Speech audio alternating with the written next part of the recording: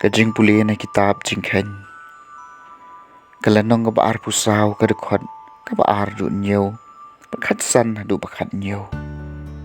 ha gitu kisngi ubalam ulakhamit yalaki khaman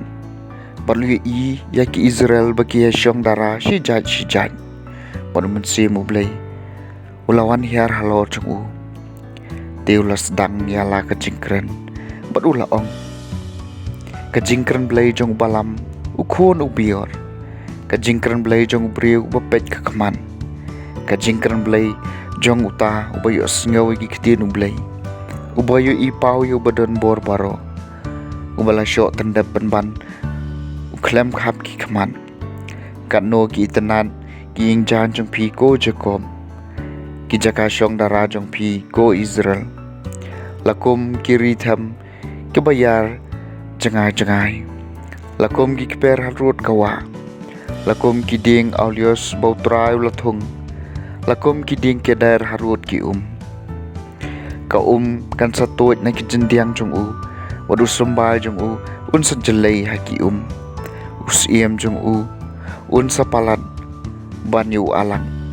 bat ya kahima jong an sapen kraw nam nang tau balam las dang biang yala ka jingkren uong ka jingkren blay jong balam ukon ubeor ka jingkren blay jong ubriu bapet ka kman ka jingkren blay jong uta bayo sngawi kiktin ublay batep ya ka jingtep jong bahalor tam bayo ipaw yo badan bor baro ubala syok tendep banban uklem khap ki kman ngayo iye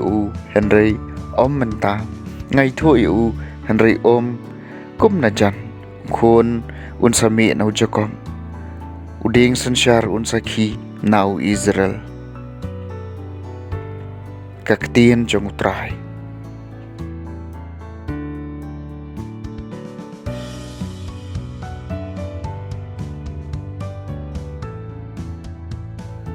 kajing pulena gospel bakhut kat kum Matthews kalanong ka baar phugay kadkhot ar phulai hadu baar phunyo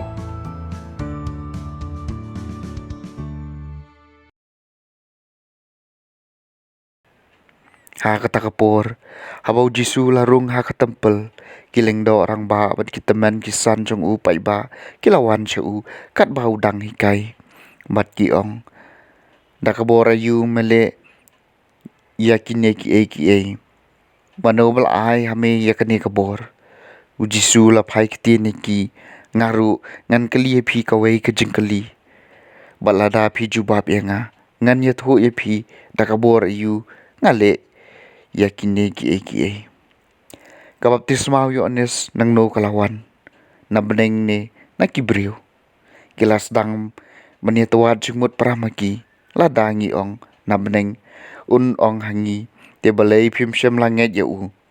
henry ladaki ong na kibriu ni khau et yo pai ba na marbaro kinyo bo yo anes ulong unong ithulpa komta kila jubab yu jisu niam tem bat ula phai kitien haki ngaru ngam ye thu e phi da kabor ayu ngale yakini ki ka gospel jong trai